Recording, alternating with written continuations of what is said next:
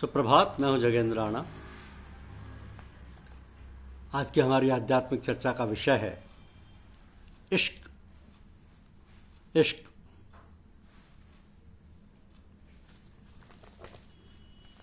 तलब अपना काम करती है। जिंदगी शुरू हो गई है, उसके अंजाम की अभी खबर नहीं है। नादान और ना तजुर्बेकार लोग फकीर और संतों के मजहब का मजाक उड़ाते हैं। वे नहीं जानते कि उनकी तालीम सबकी चोटी पर है। चुंबक पत्थर लोहे को अपनी तरफ खींचता है, इसी प्रकार हमारी चुंबक इस दुनिया और संसार रूपी लोहे को अपनी तरफ खींचती रहती है। इस खींचने में जो कश्मकश है, जो खींचातानी और कश्मकश दुख का तमाशा है, जिसमें ज्ञान हमको समझाता रहता है कि किस चीज़ की ज़रूरत है, हम उसी से ताल्लुक़ पैदा करें, बाकी दूसरी चीज़ों को नज़र से हटाते जाएं, इसी में हमारा काम बनेगा। तो यही ज्ञान हकीकत में हमारे अमल और शगल यानी जब तक आदि की कमाई का तजुर्बा है। यही हिदायत करता रहता है कि नेक बनो, नेक बनो, अधीनता दीनता सीखो, सबसे मोहब्बत करो और अहंकार को छोड़ दो, क्योंकि इन्हीं की मदद से तलब में कामयाबी हासिल कर सकोगे और गुमराह नहीं होगे। पथभ्रष्ट होते हो तो तुम जानो, तुम्हारा काम जाने। भटकते रहोगे, परेशान रहोगे, दुखी रहोगे। मुमकिन है इस तरह करने से पहले हमें कुछ दुख मालूम हो, क्योंकि आदत को बदलने में ज़रूर दुख मालूम होता है। मगर जब आदतें दुरुस्त हो जाती हैं, उसी रास्ते को हम सच्चा रहबर या रास्ता बताने वाला पाते हैं, उसी की कद्र करने लगते हैं और उसी की मदद से ताकतवर यानी शक्तिशाली होकर आगे बढ़ते हैं। तो ये तलब की पहली मंजिल है। शुरू में उसकी शक्ल कैसी भी भद्दी नज़र आए, परंतु धीरे धीरे खूबसूरत होती नज़र आती है और शानदार नज़र आती है। तो शंखतराश पत्थर का काम करने वाले को तस्वीर बनाने का ख्याल पैदा होता है।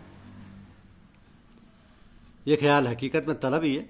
मुमकिन है वह पहले साफ शक्ल में नज़र ना आए और दिल इससे हिचकिचाए, परंतु धीरे धीरे जब वो पत्थर पर थोड़ा मारने लगता है, उसमें नई नई खूबसूरती पैदा होती है और वो शांत चित्त होकर अपना काम करने लगता है। भद्दे पत्थर में से खूबसूरत मूर्ति निकाल कर रख देता है। तब वो भद्दे पत्थर में से खूबसूरत मूर्ति निकाल के रख देता है। तो एक जिज्ञासी गुरु की शरण में जाता है। उसके नेक आदतों, सहनशीलता,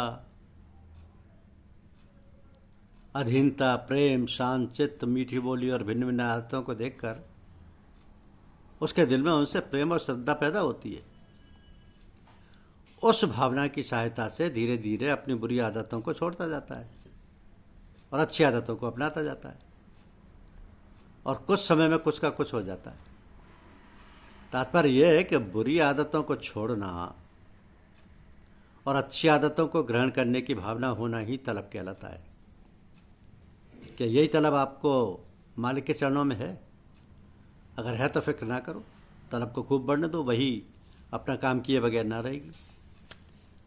तलब है, दिल कुरेदता रहता है, ख्वाहिश तरक्की पर है, उनकी ना तलाश पूरी होती है, ना मुराद पूरी होती है, ना दिल को इत्मीनान होता है।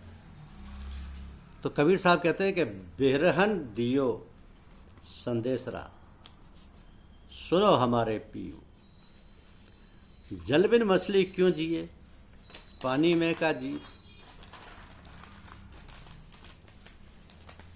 जब तलब पूरी होकर इस कमाल को पहुंचती है या पूर्णता को पहुंचती है, तो वो इश्क की सूरत में जाहिर होती है।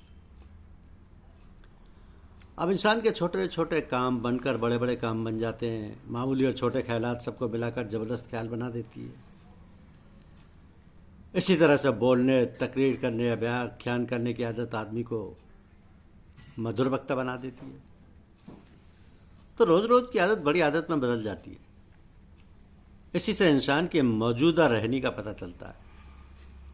इसी तरह तलब और उसकी कुरैद उसके दिल को इश्क, प्रेम और मोहब्बत का घर बना देती है। और वो सच्चा भक्त, सच्चा प्रेमी, वह सच्चा सेवक हो जाता है। अब जो कुछ है वो आदत है, आदत ही गिरा देती है और आदत ही उठा देती है। तो इश्क जब दिल में आ गया, फिर मुमकिन नहीं कि इंसान किसी को दुख दे सके या भला बुरा कह सके। अब सोचने की बात है कि ईश्वरी प्रेम और मोहब्बत है, इसको मामूली दिमाग वाला भी जान सकता है।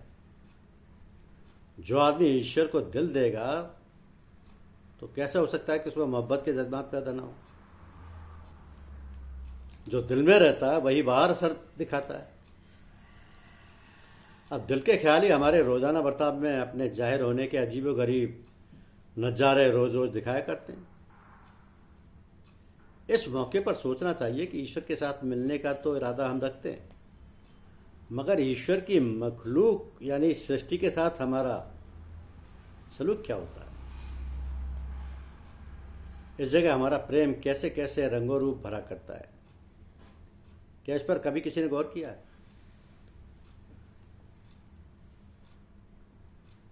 इस पर हमारे साथ हम ख्याल, हम जवान होकर अगर ज़्यादा नहीं तो थोड़ा ही गौर करो। उस प्रेम की विभिन्न सूरतें नज़र आने लगेंगी जिनको देखकर बाग बाग हो जाओगे। प्रेम की चाल एकांगी होती है, एक रुखी होती है, मगर उसमें विपरीत भाव भी है। वो सीमित होता हुआ असीम बनने का भी इच्छुक है। प्रेम सीमित होता हुआ असीम बनने का भी इच्छुक है। कहता नहीं मगर कर्म से अपनी हालत जाहिर करता है। वो ऊपर भी और नीचे भी, वो मध्य में भी और चारों तरफ भी। तो जो लोग हमसे छोटे हैं उनसे प्रेम का बर्ताव दया, नेकी, क्षमा वगैरह कहलाता है। हम भूखों को खाना, प्यासों को पानी देते हैं, उनकी तकलीफ़ों को देखकर रो देते हैं, क्योंकि हमारे अंदर वो ख्याल समा जाता है कि ईश्वर नेक है, रहमदिल है, उदार है, कृपालु है।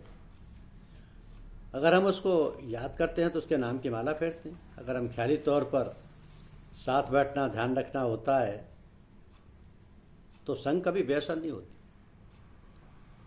हमें ईश्वर की तारीफ़ों का आना ज़रूरी है।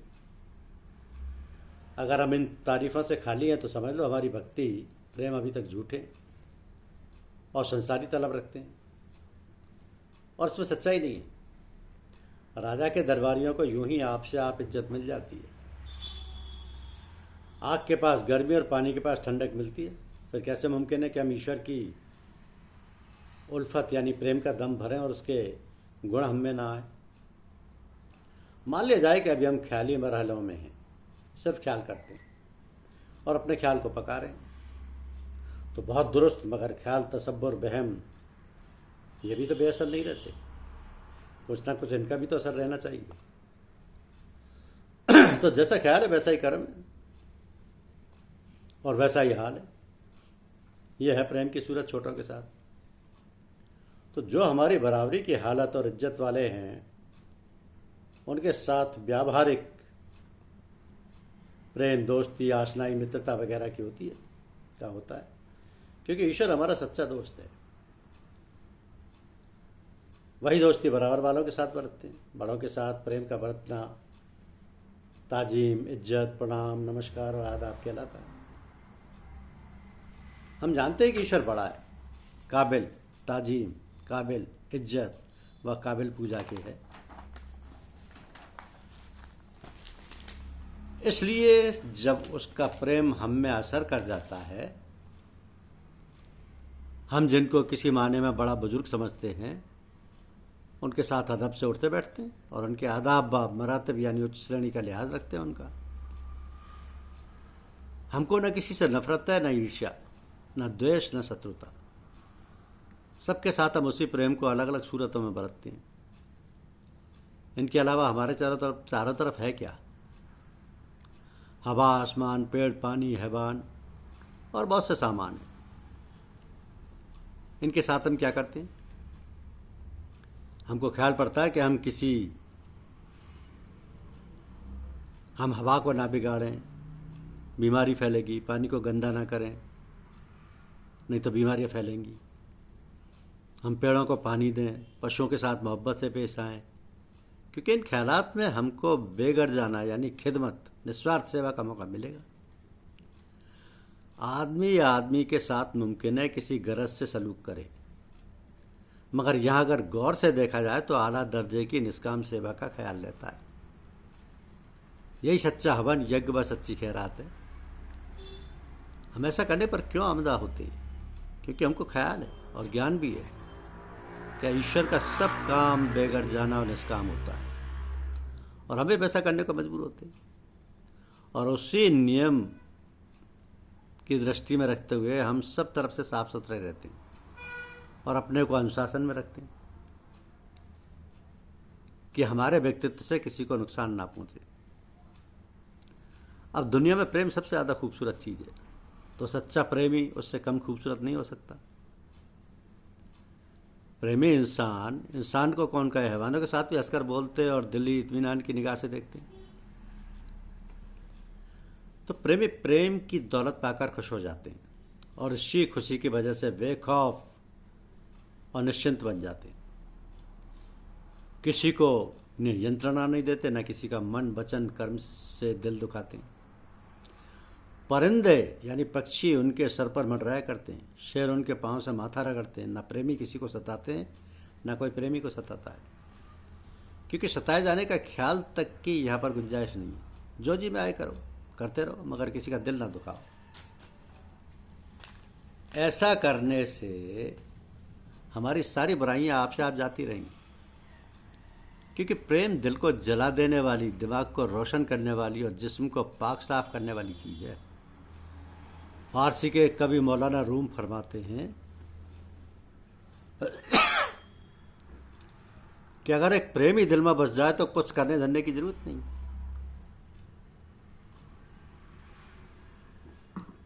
कहाँ का जब, कहाँ का तब, कहाँ का अमल व कहाँ का शगल, सब फिजूल व बेफायदा है। प्रेम सारे मर्जों की दवा है। मर्ज चाहे जिस्मानी हो, दिमागी, दिली या रूहानी, प्रेम सबको मेट देता है।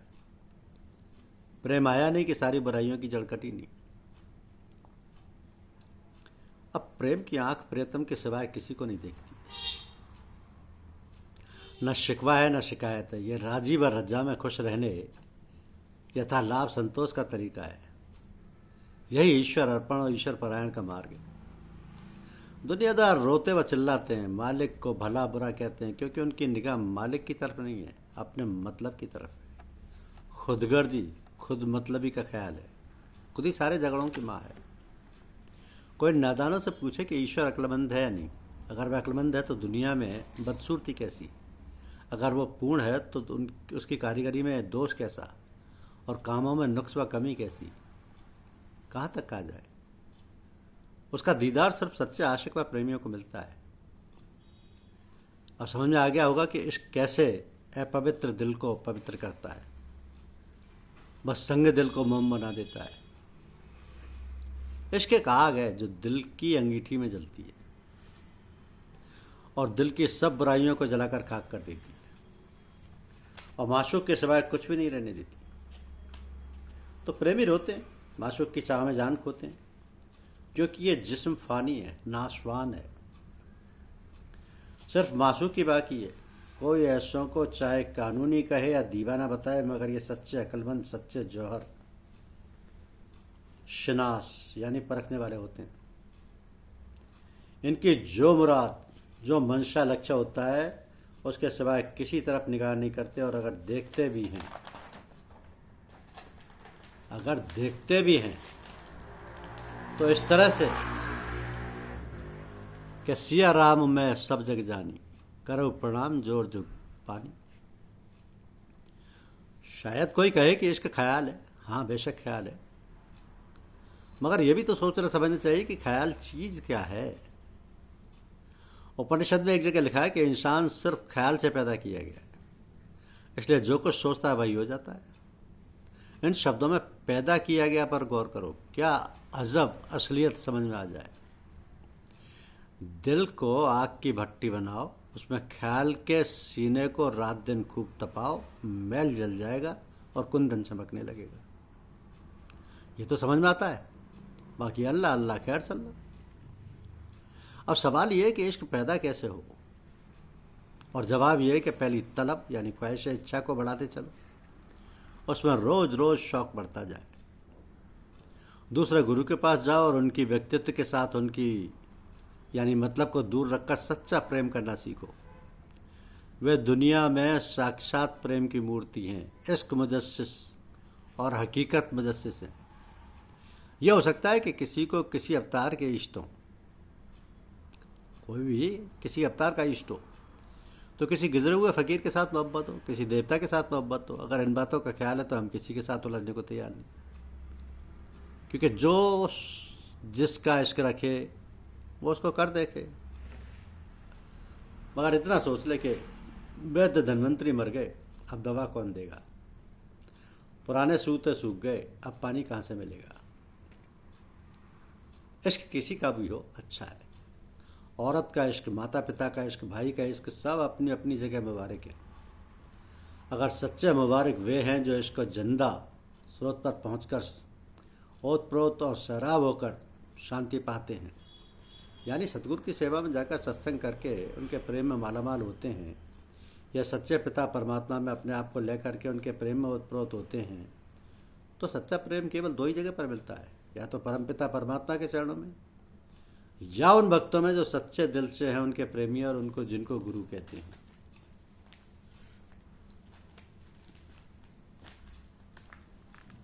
तो लाख सूरत के सामने भेंट चढ़ाओ, लाख मूरत के सामने भेंट चढ़ाओ, मगर ना वो बोलेगी, ना सच्चे मायने में किसी को इश्क की बेदी पर तन मन भेंट करने का मौका मिलेगा।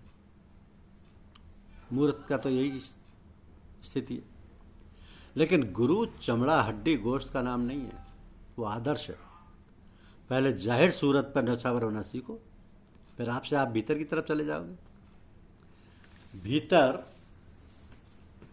अंदर है, बाहर नहीं। इश्क को पुख्ता करने का सामान यही है। ये ना समझना हम गुरु बनकर किसी से अपने आप को पुजवाना चाहते हैं। हम ना गुरु हैं, ना गुरु बनने का दावा है, मगर मालिक के हुक्म से सच्चाई की तरफ जाने और चलने की प्रेरणा करते हैं। यही गुरु का हुक्म है।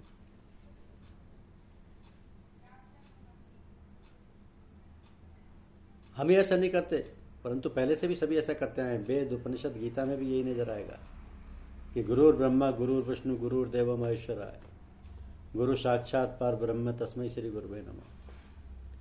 अगर किसी को मंजूर ना हो ना सही, मगर प्रेम से खाली नहीं रहना चाहिए। किसी के प्रेम को दिल में जगह दो, वो आप किसी वक्त रास्ता खोज लेगा।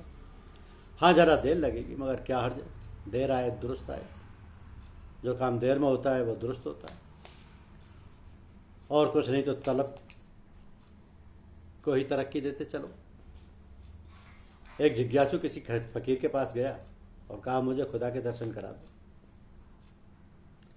फकीर उसकी भावनाओं को जान गया और कहा कि सब्र से काम लो, मगर उतावला स्वभावला। नादान को सब्र कहाँ। बोला, नहीं बाबा जल्दी है।